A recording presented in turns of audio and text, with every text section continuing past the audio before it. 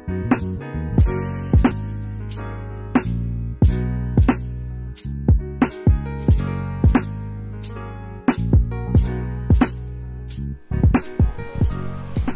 everybody, how's it going?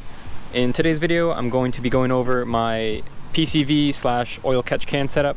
I'm going to be doing a few videos like this, just going over certain things to do with my car, and today just happens to be the PCV system.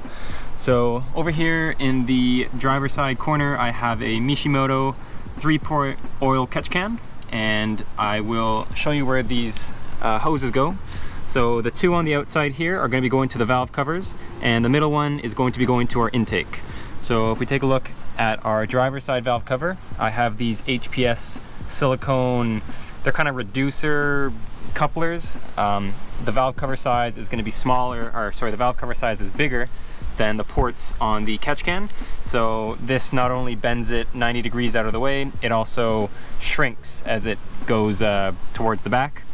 So this one kind of routes underneath the throttle body, and I believe it is this one right here. It kind of sloops down and goes to this side.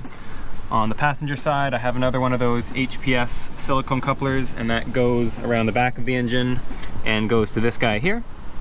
And then the middle one has to do with the intake. That's what's going to create the suction, and you need this port to go before the turbo but after the MAF sensor.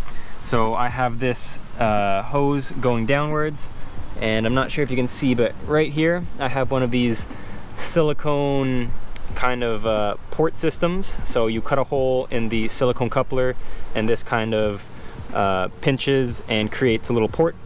And then I have just the silicone hose going there, and that's what creates our suction.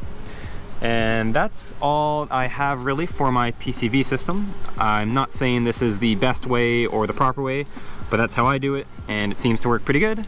So hopefully this answered a few questions that you guys were asking me, and I'll see you guys in a few more of these types of videos.